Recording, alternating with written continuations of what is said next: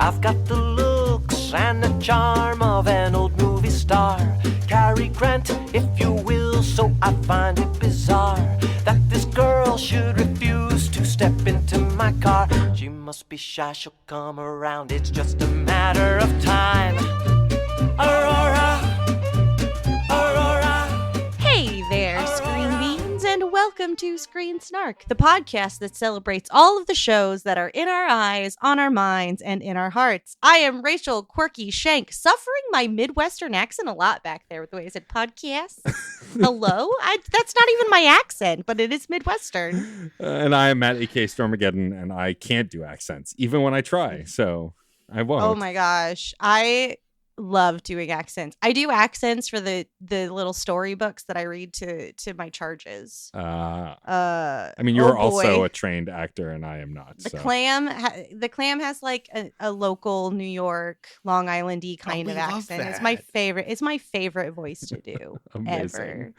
It's great. And those dulcet tones you just heard were the incredible Taylor Hicklen. Taylor, welcome. Oh, thank you. Hi, Taylor. In solidarity, I also have the one accent I can do, which is my native Southern accent when I really lean into it. When I get really tired, it pops out more too. But usually I'm just like, this is my register. Yeah.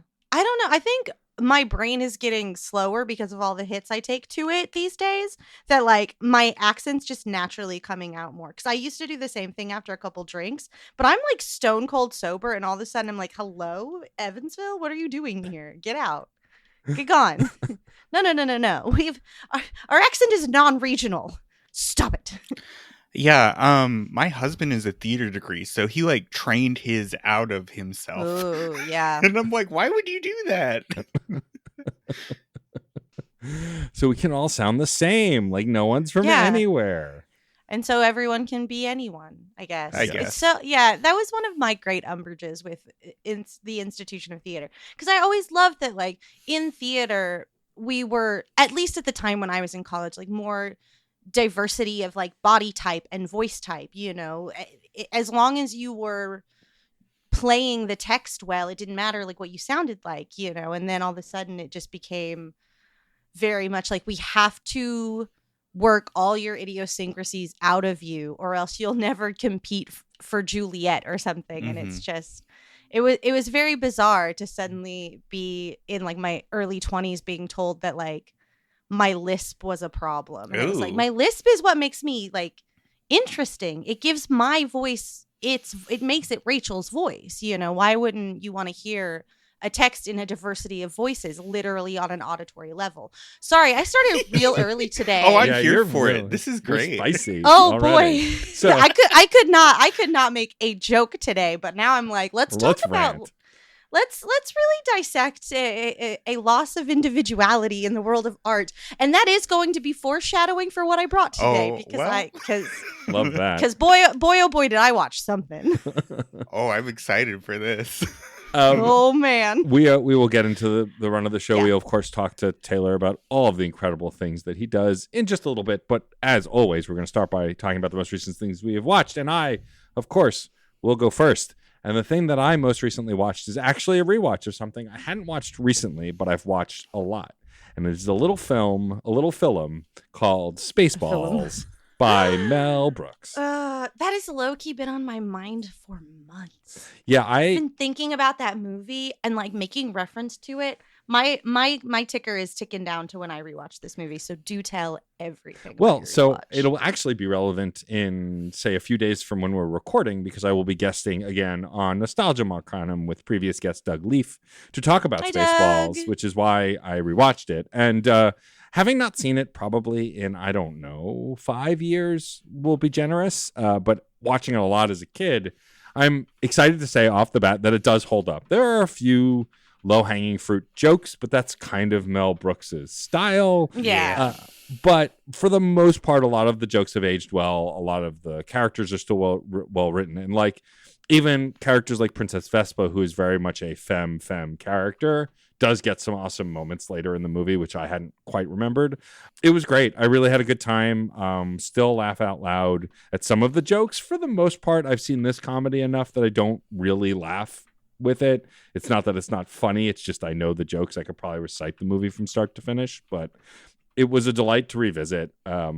Off the top, I have to, of course, call out the late and great John Candy, who plays Barf. John Candy makes everything. Like, there's something about not only is he playing this character who's obviously a spoof on Chewbacca, but what I love about his character is that it's so his own, and the fact that he is playing a human dog and genuinely playing a human dog hybrid, like, and the minor animatronic kind of stuff, like his ears and other things, the puppetry really help the tail. But yeah, like it's really well done. The whole cast is incredible. It's so easy to forget that Bill Pullman had this short stint as a heartthrob and like was cast as such in this film. Like his character Lone Star is very much meant to be the Han Solo hybrid that is a little bit Luke Skywalker as well, and is just really is still really, really good in this. And then like the thing I noticed most, Mel Brooks movies are always punchy. They're always really fast. Like that's his style. Robin Hood Men in Tights is like that. Dracula Dead and Loving It is like that. Blazing Saddles is like that. It's bit after bit after bit after bit. One minor emotional moment, bit. And this film is absolutely that. Like even the jokes that I felt didn't age well, they happen so fast and you move on so quickly that I was like, okay. Like, I mean, the big one that stands out to me is when they're trying to get Princess Vespa's attention before they capture her, they're like, fire blast across her nose. And then they start shooting. And he goes, I said across her nose, not up it. And they reveal that the gunner is cross-eyed. It's not a great joke, but yeah, it's a physical joke. And like what makes the joke better is that then they go, who made this guy a gunner? And then the sergeant is also cross-eyed. And then they reveal their name as Asshole. How many assholes we got on the ship? Yo. And everybody says they're an asshole. Like it ends up being a pretty funny joke. But like, I think that, it's an ableist joke a little bit and it's not great, but it also, again, it happens so fast. So you've moved on to the next joke. So like, even if you were kind of put off by it, you're on to the next thing. That said, also, they're space Nazis, like in the original films. So they're meant to be shitty people. And so them treating people shittily, kind of part of the character and works. Like there's a scene later in the movie with a bearded lady where she steals the escape pod. And so he calls her a fat bitch. He's the Dark Lord in this film. Him saying something like that and it's sucking, I think, plays to the character. It's a very easy joke to make, but like still fits, I think, to Dark Helmet. Yeah, I still really love it. And it moves quick. It's only like an hour and a half, I think. And so like it just kind of blows by. I assume you both have seen this film. Absolutely. I'm reliving the bit with the Spaceballs, the movie, where they put it in the VHS player on the ship. Yeah. Where are we? We're at now. Well, what happened to then? That was then. This is now. When will now be? When will then be now? Soon. Like, yeah. Yeah. So silly. And the puppet coming out of the guts. And that's played by John Hurt. That's John Hurt, like the actor who played the cybernetic man in Alien. Yeah. There he is. Just the spoofing in this is done really well, and it's delicious. Before parody was kind of everywhere. And what's fun is it's not just parodying Star Wars, though that's the majority of what it's parodying, but it parodies Planet of the Apes, Aliens, Star Trek, tons of stuff, and a lot more stuff that I'd remembered. Also, like, because Mel Brooks does genre pastiche, and the cast is really incredible. Like beyond John Candy, we've got Rick Moranis, who of course is incredible as Dark Helmet. We've got Daphne Zuniga, who is Princess Vespa. Joan Rivers as Dot Matrix, come on, the voice of Dot Matrix, like our C-3PO in this journey. Yep, and even like regular working actors who like this was one of their few leading role movies. Like I think of George Weiner, who plays Colonel Sanders. Spelled with a U and a Z to differentiate, is so good in this and such a good second banana to Dark Helmet. Yeah, I mean the whole scene where they go to ludicrous speed and like the pantomime of acting like they're moving faster than God and can't talk or can't move and the wire work. It's just it. Also, this does a lot of what Star Wars did back then, which is like all of the props are physical. The ships are actual things. The first bit at the beginning of the movie where they're just showing the ship with the somber music playing and the ship just goes on and on and on until you get to the end of the ship and it says, "We break for no one" as it flies off into space. Like it's the kind of fast joke telling and like physical storytelling that I just feel like we don't see as much anymore. admittedly, I also haven't seen a ton of comedies recently. I think I'm trying to think of what the last comedy was. We're living through the death of the mid-budget movie right now. Yeah. Like, everything has to go big or go home, and there's just no. I've been thinking about like how much I've been missing rom-coms and mid-budget comedies in like our cinema landscape. They just like they're not economical right now, which stinks because they're great. They're delicious. Yeah, I think the last rom-com I saw that wasn't even that much of a rom, like it sort of was Palm Springs on Hulu, which was the Andy Samberg time loop movie, which sort of becomes a rom-com kind of, but like is mostly a sci-fi time loop movie. And again, is made directly for streaming. Yeah, right. I feel like Netflix are only like consistent source of rom-coms outside of like Hallmark, Lifetime, etc. Yeah, totally. I mean, yeah, Always Be My Maybe, like was Red, White, Netflix. and Royal Blue. Yeah, was a big one. Yeah, I can't think of others. And even like when Mel Brooks made History of the World Part 2, it was like a streaming series. It wasn't a movie. And like there was a Spaceballs cartoon that I heard wasn't great. I've still never seen. Quick diversion. Are either of you on Xbox? Because when the History of the World Part 2 came out, they had one of those like in Xbox ads where you could play through like an interactable like little DVD extra thing. It was bizarre. What? Yes. No, I didn't see that. That's wild. It was fuck wild. Yeah, there aren't many Mel Brooks video. I don't think there are any Mel Brooks video games that I can think of. Although I'm sure folks have made like one-off spoofs and stuff. No. Yeah, I think that there's a lot that's impressive about this film that makes me lament how little of this kind of stuff we get now. I think about also like the Pizza the Hut, Jabba the Hutt analog. But like that first scene with him, with of course the incredible Dom DeLuise doing his voice, like he's bubbling and dripping, and it's like I don't even know how they made this suit, what it's made of, because it's not made of pizza for sure. But like Vinny, his cybernetic like cohort, like starts eating him in the scene, and it's like it's so weird and gross, and the chest and real, like actual and physical a physical thing that people made. They had to problem solve how to make the cheese melty. Yeah, it's those incredible, and like there are one-off bits that I still think about all the time, like the beaming the president bit where he materializes with his head on backwards. Why didn't anybody tell me my ass was so big?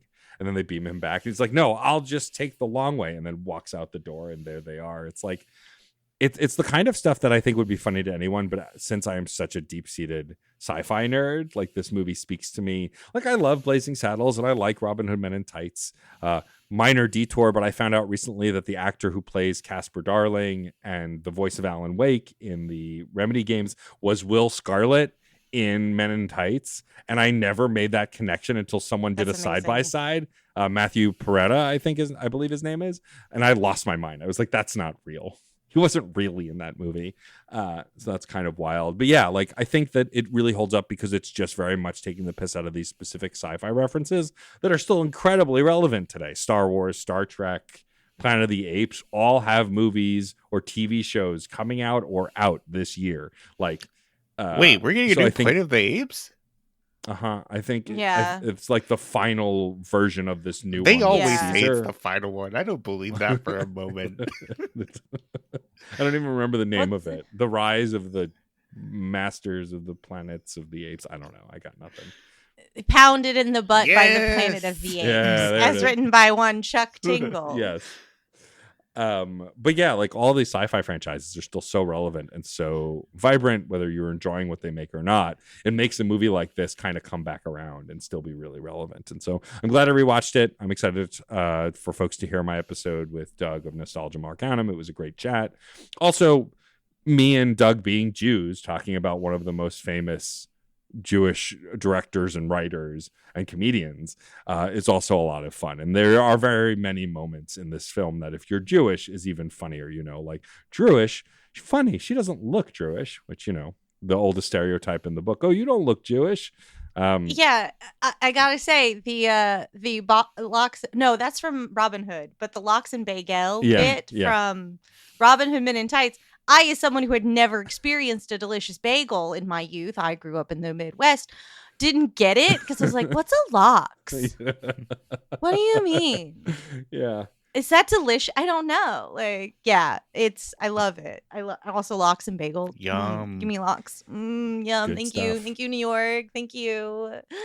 Thank you. But yeah, I don't know that I have any other deep analytical thoughts other than I miss Rick Moranis more than ever. Like, what a gem for the time we had it. And like, he's still around. He just doesn't really act anymore. But like, and I get why he stopped, but he was one of the funniest people ever and like could deliver a range of stuff, but played the eager dork so well in this and Ghostbusters and Honey, I Shrunk the Kids. And like, so like his Dark Helmet, like the scene where he's playing with the action figures of the cast, which look 3D printed in a time when 3D printing didn't really exist. Like they had to physically mold those like actual figures. It just so fucking funny. It's such a great movie. If you've not seen it and you're a Star Wars fan, I can't recommend it enough. And if you have seen it but haven't watched it lately, I would also highly recommend it. The countdown clock of my rewatch of Spaceballs just accelerated exponentially. God, I think about that movie so much. More than a lot of movies from my youth. It's iconic. Yeah. They're combing the desert with actual giant comb. Come on. Yeah. That's I don't care who That's you are. peak comedy, baby. Yeah. It because giant things of small things is always it's funny. always funny. Always. It never misses. It's always the giant hair dry always funny. Play with perspective. It's funny. It's so easy and it's hilarious. But speaking of easy and hilarious, Matt, yes. If you had to describe Spaceballs, you thought you were going to say I was easy and hilarious, which is also true.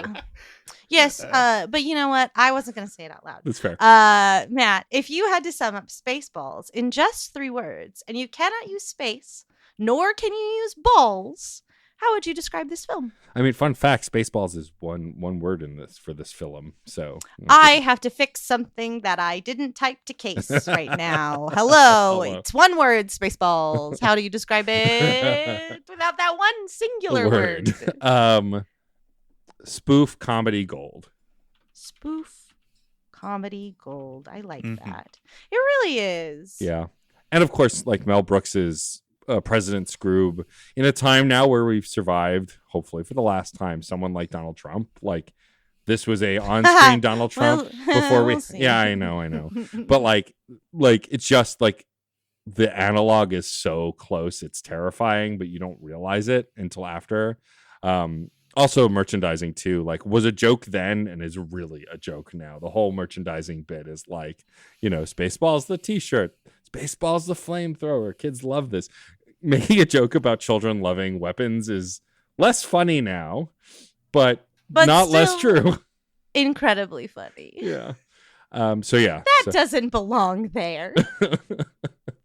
Children shouldn't have flamethrowers. No, absolutely not. But moving on from this, Rachel, it is clear by the pre-banter that you have brought a comedy as well. So Rachel, what is the most recent thing that you have watched?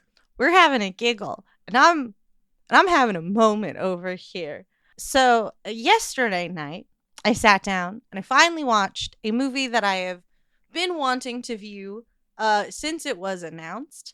It is a little A24 film. Its first musical, in fact, that was first birthed in the bowels of the UCB Theater here in New York City, originally titled Identical Fucking Twins.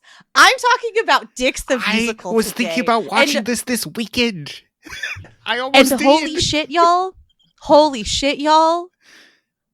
What the fuck? I don't actually know this. I've not heard of this. Please tell me. Oh, it's for the gays. It's so funny. I mean, that's why I'm excited. It's gay culture. I have seen the trailer for this. I forgot. Yeah, I've seen the trailer for this. These 2 UCB performers who used to do this show called Identical Fucking Twins got the green light from A24 to essentially adapt that musical into a movie. And it is essentially an R-rated Parent Trap with just if I don't know how best to explain this other than like if you ever attended like an improv show at the UCB or the Pit or the Magnet or wherever in New York, where improv was sort of like king, you kind of get the vibe of this movie. You can really notice the like flavor of UCB and improv and that artistic form influencing this movie. So I think if you like have an understanding of that, you will probably enjoy this. But I will say, one of the best things about this was the press tour. I was just watching an interview with Nathan Lane, and it was great to watch even Nathan Lane going, you know what, maybe this one isn't for everybody. It is. If Nathan Lane is saying that says something. It's deranged. Oh, I'm listening. It's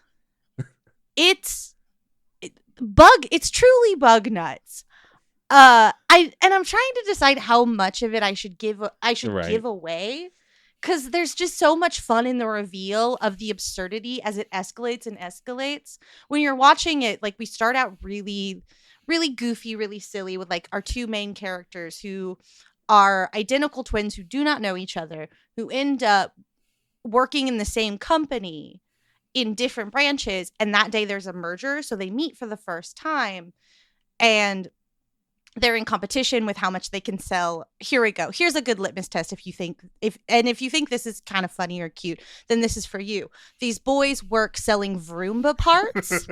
Not the actual Vroombas, just the parts, like the wheels and the tiny gears and the little brushes. Amazing. And Megan Thee Stallion is their boss. I saw that. Mm-hmm. That's what I remember the trailer. Cool. So if the idea of like two identical twins who don't know each other working in a Vroomba parts company. Also, the comedy, like, they don't look that much alike. You're like, okay. No, and it's very much like, you look exactly the same. No, we don't. And then they keep calling each other's names throughout. No, I'm Trevor. No, you're Craig. Okay, I need to watch this tonight. This is just accelerated up my queue. Yeah, no, it's as Nathan Lane says about two little characters that he has. They're gay culture. Yeah, it's wild. It's wild.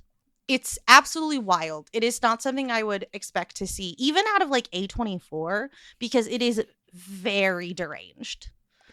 I mean, Darcy Carden and Nick Offerman are in this. I have to see it. Yeah. Darcy Carden just plays a neighbor who shows up for a second. Worth it. It's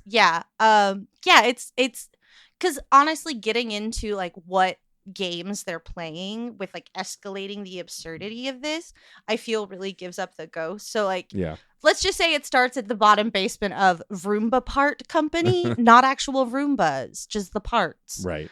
And it gets wilder and wilder and just pushes back on like boundaries of comfortability and makes you laugh anyway. Oh my god, do Nathan Lane and Megan Mullally play the two parents? They play the parents. Yeah. Amazing. Yeah. It takes the piss out of musicals. It takes the piss out of decency. It takes the piss out of a lot of things. And I loved every second of it, and I am now quoting it and singing it. I was cleaning my house listening to the soundtrack today. It's so stupid. All right, this is me establishing a personal baseline for how much I will probably just be all over this. Devoured both seasons of Schmigadoon, if you're familiar. Yes. Perennially just like fixated on Cats 2019, the film, the musical. Mm-hmm. Yeah. So is this like a good... this is like if Cats actually had a butthole cut. Okay, yep. This is happening. Yeah, this is happening. it's yeah. And again, like I don't think I can tell you bits because the discovery of them giving these bits and these gifts to each other and playing on them and escalating them to this like crazy frenzy.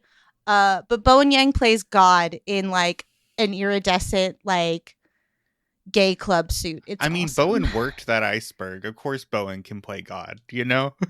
Yeah. It's it sticks, the musical. I don't know what else. It's bug nuts. And it's fabulous. Well, on that note, and it's so incredibly yours stupid. is actually a perfect segue to mine, but we can save that. Yeah, Yeah. I mean, it sounds like a blast. I Yeah. always have room in my heart for a very stupid movie, and the dumber the better. It's the kind of movie that I was watching and I just went, man, if Afterbirth Monkey had like hit the right wave of good luck. Yeah. It would have been this could have been us. It's that kind of humor. It's got that kind of like very blue humor that is also like making fun. A very dick-centric, incredibly dick-centric. Again, I am listening. Yeah. Amazing. Yeah. Awesome. Well, if you had to sum up, Rachel, Dicks the musical, without using the word Dicks or musical. Yeah. What 3 words would you use to describe this film? Completely, utterly unhinged. Yes. That's a good selling point. Awesome. Yeah, no, it's so good. It's so good. Amazing. But it is not for the faint of heart. Maybe this is solo watch then. Maybe I tap my husband on this one. Yeah. Oh man. This boy. Amazing. Yeah. Awesome. Yeah. Well, now it is our incredible guest's turn. Taylor, what is the most recent thing you have watched that you have brought to the show? Well, I have been watching a lot of Dropout, the streaming service previously known as College Humor. I love Dropout. And in the Dicks the Musical trailer, you see a brief glimpse of one Oscar Montoya, who's featured on multiple Dropout shows. What I watched this morning is an episode of Very Important People, a Dropout show where 2 improv comedians get basically completely done up by makeup artists without seeing what it is until the big reveal.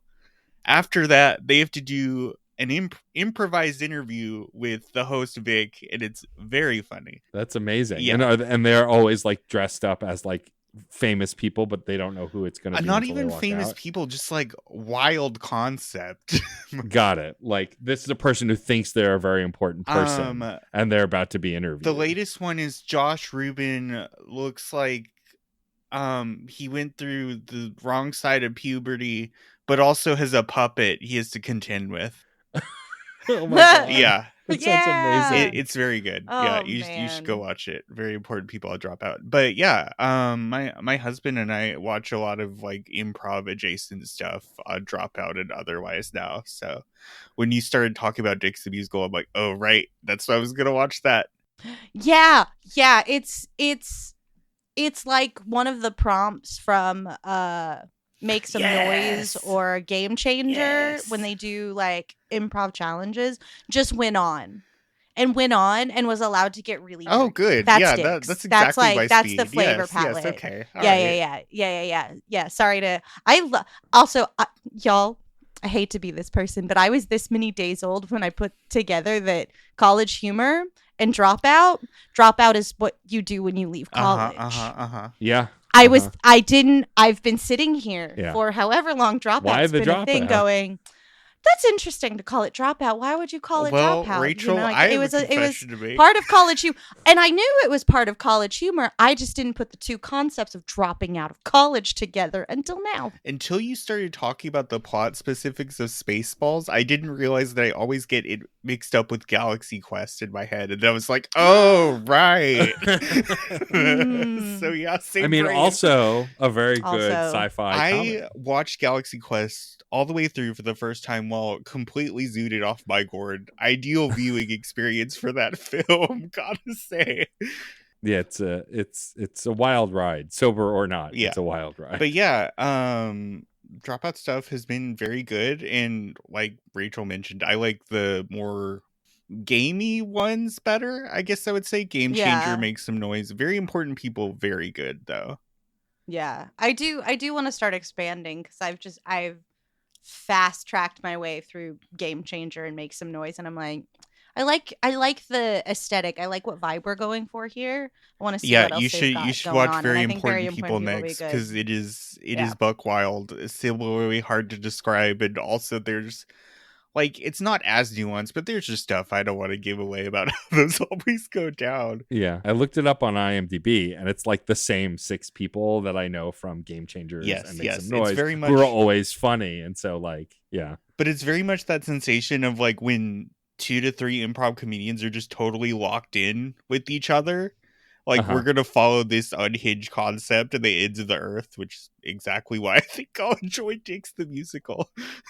Yeah, you'll definitely, that is what it is. It is taking everything to its absolute most absurd limit. Because you just know when they were like conducting this concept and like workshopping it in underneath a grocery store, that's what they were doing with escalating everything to make each other pop or laugh, you know.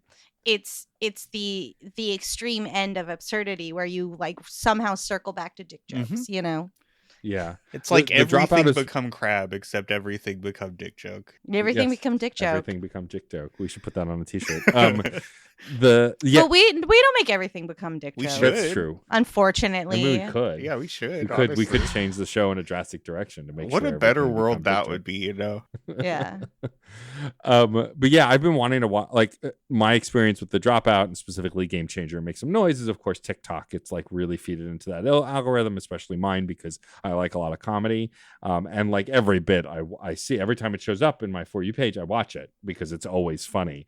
But I haven't subscribed to The Dropout. And it's always Brennan Lee Mulligan. And it's always Brennan Lee Mulligan. No, that's not true. And so like I haven't subscribed to The Dropout yet, but I really need to because I've heard nothing but good things about the shows at length. And now this Very Important People sounds like it's right up my alley. I think, let me look real quick. I think there's a full episode just up on YouTube now. Let me double check that. I mean, they've done that with a few things. Yeah, that's how they got me on Game Changer because they had one free episode and I was like, damn it.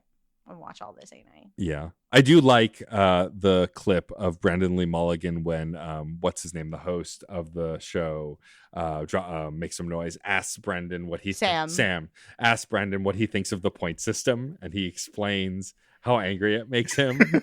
Yeah. It's great. That's a good bit.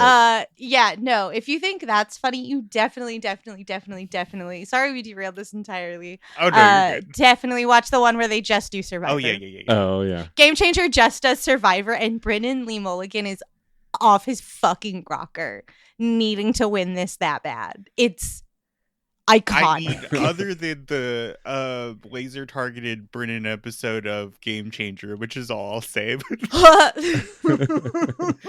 It's, oh man, he feels so deeply. He does, and we love him for that, honestly. We do. That's true. Yeah, I'm also really excited to like start digging into all the Dimension 20 stuff. Honestly, with him. there's just a lot of it. I love. We started watching it for a while. There's just too much. We're like, we have to stop. Yeah. There's only so much brain. I'm in my 30s. Yeah, I think just like keying on like a specific aesthetic, like the one with all the drag queens or the ones that had like the McElroys. You should beeline straight for the ones that are Bria DMs. Is my recommendation to. There's a Wizarding School spoof one that she DMs is very good. There's like a Regency Fairy Kingdom Comedy of Manners thing she DMs. It's very good. Nope. Yeah, that's it. That's it. I've been watching so many Jane Austen adaptations. It's a miracle I didn't show up here talking about Sense and Sensibility because that's what I watched right before I watched Dix. So my aesthetic is fucking off the charts. You will love it. I'm watching I'm watching literal Comedy of Manners where they cannot say, hey, I like you. You want to get a tea or something? They can't. It's Regency. To the absolute other extreme end of the spectrum where like we're talking about our genitals a lot. But yeah, no, definitely beeline. Oh, that's in. I'm in. I'm seeing that. I'm watching that. Abria is probably. I love Brennan to death. Abria is my favorite DM on Dimension 20, hands down. Just her style of like, I'm gonna give you what you want, but you're not gonna like it. Delicious. So combative. Boy. I love a good juicy combative DM, especially if it's someone I've played with for a while. Like I don't like if it's like my first time playing, a combative DM can be difficult, but if it's like one of my good friends being like, yeah, I know how you really want this to go, but it's not going to go that way. Or you just see the finger of the monkey's paw start to curl and you're like, oh shit. Oh shit. Oh, no. Like I'm getting what I want, but do I really want it like this?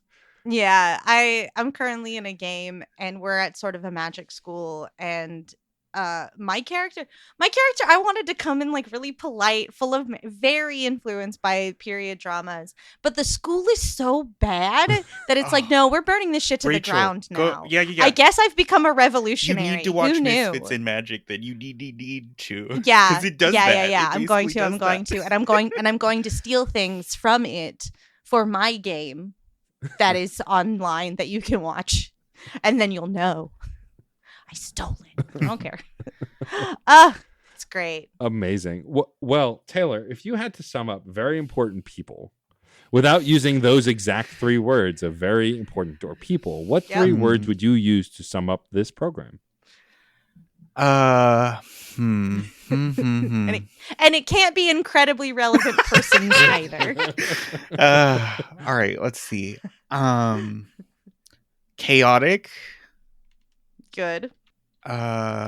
Ambush. And then improv, I guess.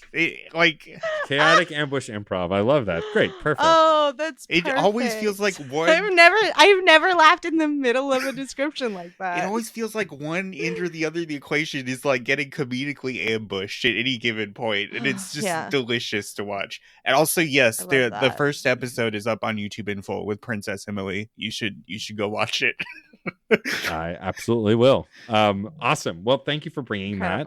Thank you. We will now transition to the interview portion where we get to talk to you about... Wow, we got real comedy heavy. We did. Time. I like it. Is everyone okay? Is Aquarius season treating everyone okay? Because I think we're all leaning like crazy comedy stuff right now. Good job, Aquarius. I think I needed to laugh. Yeah, so yeah. I think it's just that simple. Never has a trend been. From our descriptions, we've got spoof comedy, unhinged, chaotic, ambush. Our did it. Singular brain cell was just totally in alignment today. It just like we've never been so accidentally on theme. Yeah, I just want to recognize that. I mean, yell at the birds to give us a trophy. I mean, I will say that Rachel, you are a comedian by trade. Am I? I mean, you're pretty funny, and like Taylor is also very funny. So I think the odds are in her favor. I mean, look, as we transition to interviewing you, if you go to Taylor's professional website called needmoney2.live and look up his incredible work, it is portrayed in a very comical way with large text and kind of making fun of you along the way in a fun and kind way. And I genuinely love it. But you do a lot of community work. You're a web designer, do graphics. You help with Twitch streams and layouts. And you're also a writer. We met when you were still community managing for Fanbyte, yes. RIP, even though it's still around. Yeah, RIP Fanbyte. But I still feel miss you every day. Yeah, miss you every day. You're not still here.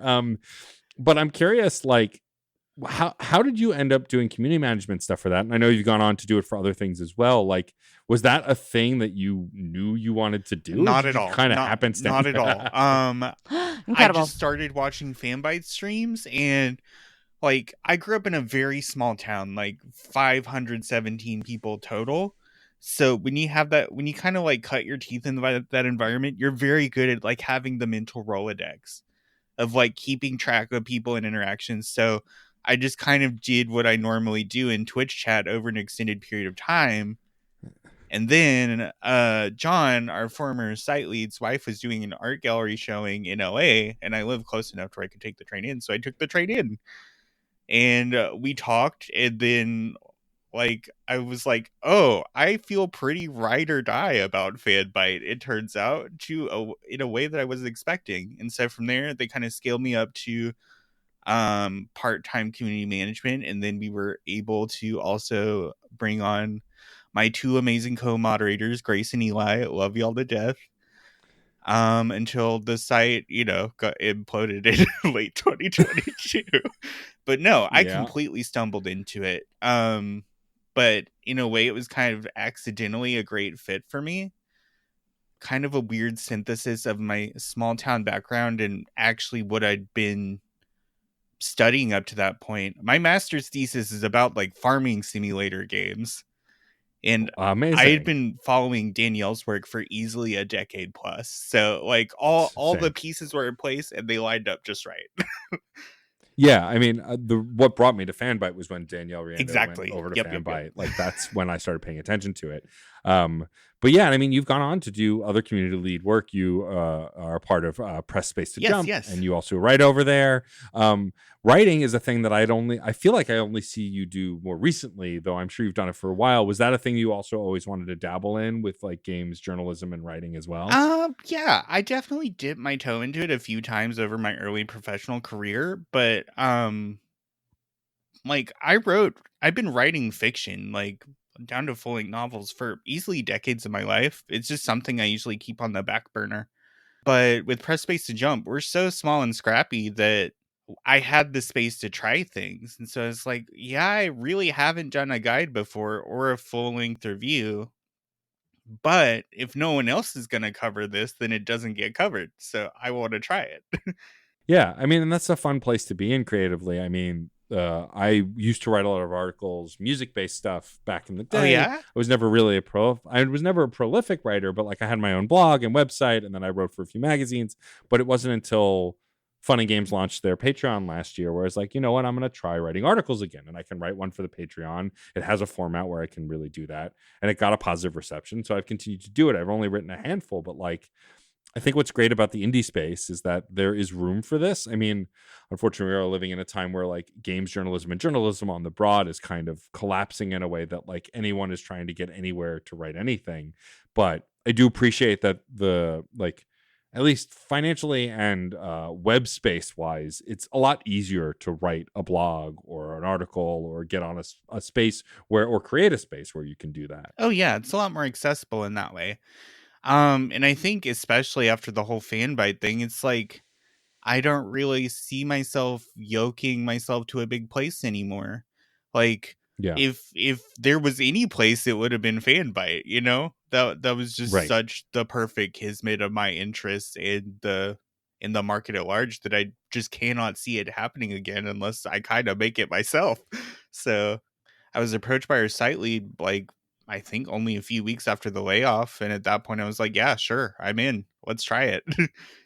Yeah. I mean, I think it's also the direction a lot of folks have gone in the coming years. You know, you've got folks from Motherboard making their own, making Aftermath. You've got the Waypoint folks becoming Remap, and also all being like kind of audience supported. And with Patreon being around as long as it has, I think that's unfortunately the direction where a lot of folks are headed because they don't know where else to go. And I know plenty of veteran writers and creators in the space who are worried that this, whatever they've got now, they feel secure in, but if it goes, they don't know where they'll go next. It's also why a ton of folks have transferred over to PR and development and other stuff, although that's even less stable these days too, which is, you know, not easy. I mean, it does seem like, just based on your website and other stuff, that you also have skills that you've honed on your own, like as far as web design and graphics and that kind of stuff. Is that all self-taught, or did you like take classes for that? I'm always curious because I have minimal knowledge, but like I'm not super well versed in a lot of that stuff. The most formative piece of software in my life ever was KidPix Studio for the Macintosh. Amazing. So like cut my teeth on that. Did not learn what graphic design like was as a profession until I got to college. I have 2 agricultural communications degrees, which it's okay, no one knows what they are. It's a mass comm degree, but more tailored to the ag industry. I got into college on an ag scholarship, so that was kind of where I went. And we had like a bunch of hands-on Photoshop, Illustrator, and Design Premiere courses that I kind of cut my teeth on. Discovered that I really liked graphic design. I really liked buying fonts, which turns out to be a very expensive hobby very quickly.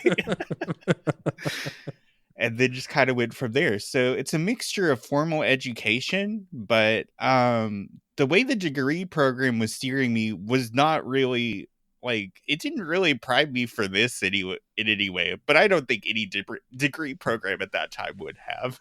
No, probably not. I also like that the pitch on your website, you're LGBTQ plus friendly, union friendly, budget friendly, and NFTs can buzz off. I'm serious. And I like you're saying what we're all thinking, but I still appreciate that you're saying it. Well, it's like, what do I have to lose at this point? You know, are you telling me that I'm wildly unmarketable and unprofitable? Like I don't know that myself.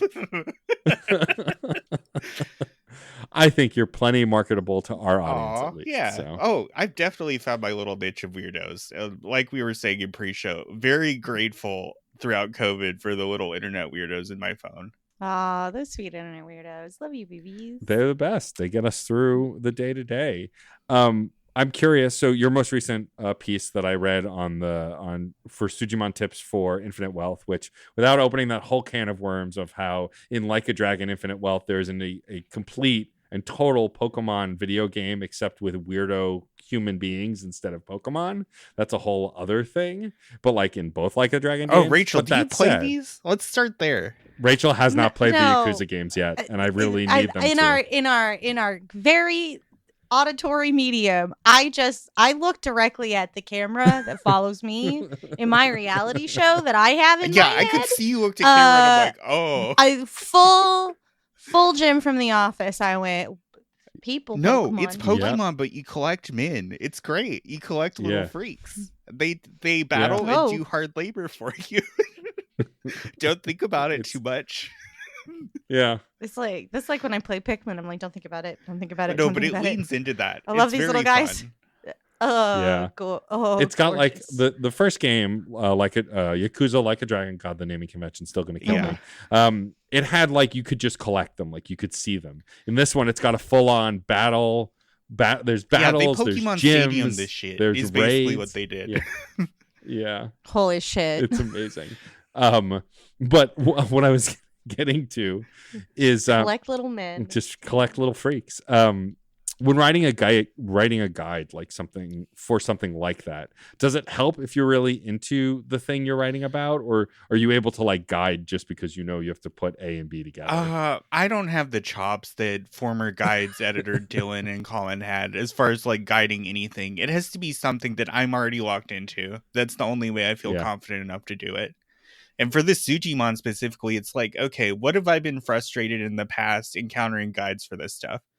Because without getting into like mechanic spoilers, I do have a section that's like, hey, I'm not enjoying this. How do I speed through it to get to the useful stuff? Which I think more guides should do, honestly. I mean, even if other people are enjoying it and you're not, still there's got to be, if you can think of it, there's someone else out there who's Googled it or thought of it. Because a lot of guides are just about the min-maxing Seiko brain, and that's not usually how I approach games at all. So I'm like, I can't write that way. I just kind of have to work with what I know. I mean, that makes sense. And I assume with a place like Press Space to Jump, you have that kind of freedom to do that. Yeah. And I like nothing I put out would be as good as it is without my editor, Christy. So shout outs to Christy doing the Lord's work. Shout out, Christy. Oh, editors are the best. I would be useless without the people who edited my articles because Lord knows I can't do it. But yeah, Rachel, Sujimon is incredible. The next guide I'm going to put out is about Dondoko Island, which is the miniature Animal Crossing that's also in this Like a Dragon game. Yeah. Yeah, this what the fuck is happening with this so game? Good. Like a Dragon Infinite Wealth, besides being a killer game in the Yakuza franchise, also has an Animal Crossing game, a Pokemon game, and a Crazy Taxi game all within this game. They really did that. They really did that. They put these other games in this game. Wow. Yeah, it's pretty great. I'm kind of angry at how great that is. It's so good. It's so good. I'm like made offended and like. Well, there is Sega joint, so part of this is like Sega tribute, and the other half is just taking the piss out of whatever the development team was playing that year. You can tell they put the hours into Animal Crossing when you get on Dondoko Island. They're like, oh my god, didn't? I mean, boy, oh boy. If ever there was a piece of like content, of media, of art that came out at the perfect time, Animal Crossing. Yeah, everyone. How did that happen? That's sometimes I think about that and I'm like, no, we do live in a simulation. That's too perfect. The same week Animal Crossing came out, Southern California where I live went into full COVID and my husband got laid off from his job at the time. So I'm like, oh, yep. I'm going to be playing a lot of Animal Crossing. That game helped me experience the days. Like, it is what kept me grounded to the progression of linear time. Yeah. Yeah, I mean, it like, I don't mind life sims. I don't play a ton of them, but like, I feel like even people I know who didn't really play video games were playing Animal Crossing at that time because it was just kind of, we need something to do and we need to see our friends, and you can see your friends in this game. Yeah. Wild. So yeah, you can re-experience all of that within Like a Dragon. Wow. Also, still putting the finishing touches on my Tekken 8 review, which I'm thrilled with that game so far. I have a lot of feelings about it, but I'm thrilled with it. Well, you're also a pretty big Tekken fan, I had thought. Oh yeah. Yeah. Again, grew up in the boonies. Basically, one of the only multiplayer games my brother and I had was Tekken 3. So, spent a lot of hours duking things out in Tekken 3. I'm glad that wasn't the time before play counters, or else I would just be mortified at that number. The numbers, yeah. I wonder, because I don't have my Xbox 360 anymore, but I wonder how many hours I put into both the Mass Effect franchise and Skyrim back then. Lord. Because I played it so much, and I've played it on several other platforms since more. So I'm glad I don't know what that number is. Oh yeah, but yeah, huge Tekken boy. But just like the circumstances of this release is really what's sticking my craw. Because of course you have Street Fighter 6, you have Guilty Gear Strive. Yeah. Like they're all kind of conflating at the same point. And when you put Tekken 8 in that mix, it's like, huh. In any other year, you would have been like a high 9, maybe a 10. But now it's like I'm really having to chew on this a lot more than I was expecting.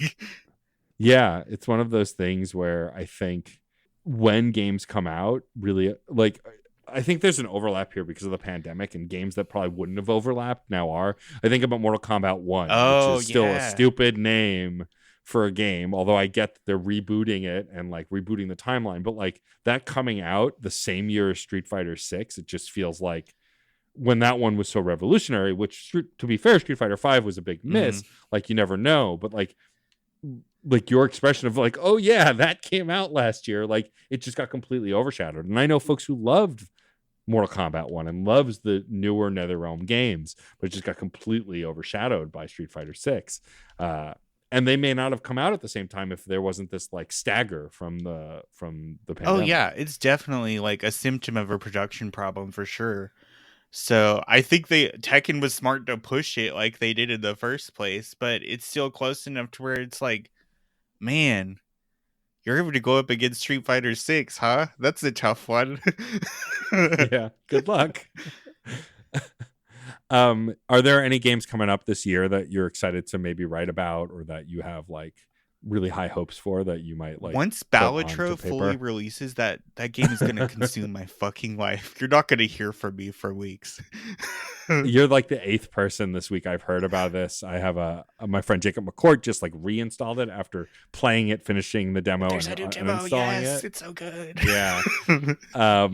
Yeah, I've been hearing. I mean, as of when we're recording, Steam Next Fest is happening, and I downloaded a bunch of demos, and I'll probably do what I always do, which is download 8 demos, play 3 of them, and then never touch them. Oh yeah, mood, big mood, huge mood. Which just reflects the Steam library, of which I have 300 games, and I've played maybe an 1/8 of them, so you know. But yeah, very much on brand for like my 3 gaming content pillars: gay shit, fighting games, JRPGs. Aiden Chronicle 100 Heroes, the Suikoden successor, when it comes out in April, I'm gonna be all over that sucker. I loved the side scroller spin-off game Rising, and the writing in that game, it convinced me that the main game proper is going to be something really special, because I already love those characters as much as I do, and this was just like a little amuse-bouche, if you will. Yeah, totally. I loved Rising, and I'm a big Suikoden sicko, and like I hate Konami. They can die in a fire, but only after they've re-released the Suikoden games, because I really want those remasters. Also, go play Star Ocean: The Divine Force. Like, go play it, please. Please go play it. I've heard good things. I've heard very good things. It is like an 8 out of 10, but it is the best 8 out of 10 JRPG you will ever play. Best ensemble Star Ocean cast ever. Yeah, it's one of the few RPG franchises now that I finally actually played a full Persona game recently. It's Star Ocean's the only one I've not touched, and I've always been curious. The remake and on I know Switch, that they just put out a couple remakes. Yeah, Divine Force also very good in a different way. But yeah.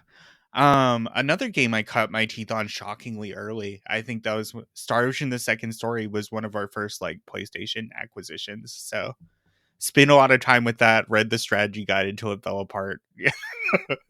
Nice. Well, this has been a blast. Taylor, thank you for joining us. Thank you for having me. It's been so fun. We are going to give you an opportunity now to plug your stuff and where you wish to be found on the internet. If you wish to be found, it's a wasteland out there, so that's your choice.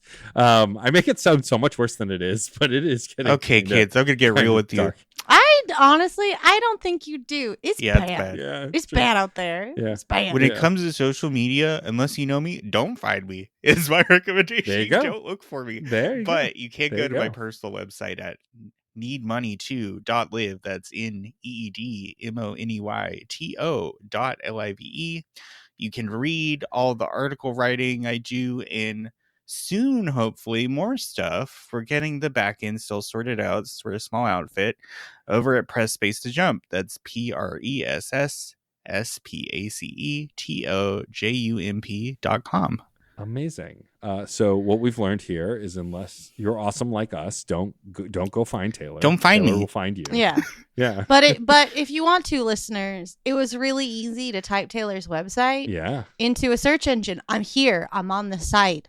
I've given SEO it a search. Is good. So if you already know, you know. But like if you don't There know, you are. like Just saying. Took me no time at all. What are you waiting for, listeners? You Just can go do do it while I'm listening to you tell you to do it. There you go. Why are you not doing it? Hey. All right. Stop. Yeah, stop. I'm talking to you. Stop. No, hold on. No, I got a problem here. You specifically. The headphones right now. Do it. Type it in. I swear. You could fine. Pause us if that's what it's gonna take. But I'll be right here waiting for you. I mean, if they've paused us, technically they can't hear the rest of that sentence because they've Thank paused you it. for what you've done today. You've made a difference in this world, listener. You specifically. I mean, that's our brand at this point. Rachel is unnecessarily antagonistic towards our audience, and I think they deserve Yeah, it's because I'm a wrestler who's never allowed to wrestle. That's true. I will never be allowed to compete in a true wrestling match. Right, not you, just while Charles I guide Charles Stunning into glory. Who's not you. Who's not me. I'm having a real like Mama Rose moment over here. See. Got it. I will always be behind the scenes. Noted. Okay. All right. For Charles's hyperviolence. Well, Taylor, we're going to ask you to hang tight while we thank some folks, and then we will ask you our final question. Rachel, why don't we thank some people? Yes, thank you so very much to John Presnell for the use of the song Aurora off the album Fair Game featuring Stefan Rimble. It's a bop. We love it. It's a great song. Bop. It's a jam. Song. Smash. It's got the Riz. It's got, oh no, please stop. That song got rizzed up by Livy, I hear. God. We'd also like to thank the incredible Katie Bug, aka Katie Delaney, who designed our not so brand new but incredibly hot logo. We are grateful for you, and for that, it looks great. One day we'll get over how hot we are. We won't. I don't know that I will. It's never gonna happen. I don't think so. Wow. I think I've embraced Wowzers. It. Yeah. And thank you so much to the Certain Point of View Podcast Network for continuing to allow us to count ourselves amongst the great talents, the great minds, the great mouths over the Certain Point of View Podcast Network. If you want to check out more shows, you can go to certainpov.com. Give it a gander. And if you want, you can talk to one half of this podcast over on our Discord. That's true. I'm there a lot. Honestly, you can talk to me if you like at me. Yeah, that's true. That's true. Rachel will reply. I will come if I specifically. Honestly, I respect that so much. That's my policy. I just like. So I'm in a lot of like weird DMs and groups, and it's simply too much. Ladies. You're absolutely right. It is. It's simply too much, and I love all of you, and I do want you to join our network because there are a lot of like-minded folks that you could talk to that aren't me. I don't understand. Are you saying even though I'd love to talk to you, I'm just saying, please don't be mad. I'm very busy. I have given myself an anxiety attack about not being on the Discord server as much as I honestly, should be. Talk to people on Discord less. Is my recommendation for everyone. Yeah. Talk on Discord. Wait, less. are you saying it's not normal to be a part of 30 different Discords and not check in 2/3 of them? That's not a normal thing to do. I'd also like to say maybe you should ask yourself before making a Discord server, could this be a group chat? Because I'm in a lot of Discord servers that I'm like, this could just be a group chat. This could have been an email. This could have been a Wikipedia page. Exactly. Good. Yeah. This could have been me shouting at a bird. Yeah, it's true. Also, while you're on the internets, please rate and review this podcast. Apple Podcasts and Spotify are our first choices because they help us grow the audience and other folks find this wonderful show. But really, any platform that allows rating and reviewing and sharing, please do all of those things. Yes, rate us 5 bird seed with your local birds. Oh, God. You can also find this very podcast at This very podcast on Twitter. I refuse to call it X. I don't believe in dead naming except for that stupid website. You can find us there at @screen_snark. We're Screen Snark Pod on Blue Sky. And then you can also send us an email at screensnarkpod@gmail.com if you would like to share a recipe with us or recommend a piece of media we check out or ask a random question, because why not? Or send us memes. I love that's memes. True. Yeah, good film or TV memes. A good meme or two. Yeah. That's my love language, it is. Actually. And we'll shout out. Y'all seen that cat playing on that keyboard? Yeah. Pretty good. Totally Man. new. Revolutionary. Oh boy. It's the amount of cat videos I watch on our social media. It's a lot. So you can always send me cat videos. That's true. Rachel does love a cat video. And now with that, I will allow Rachel to ask our final question of our guest. That's another thing I love besides cat That's videos.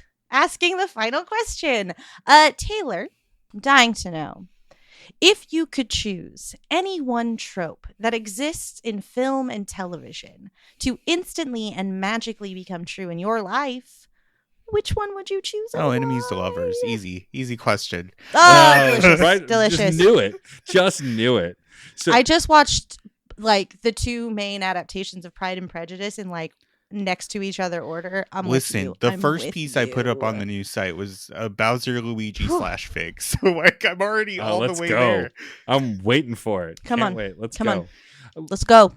I mean, does that mean that your partner was an enemy of yours and then you became lovers? No. That's very unnatural. But I just think having that kind of dynamic in my life would be fun. Yeah.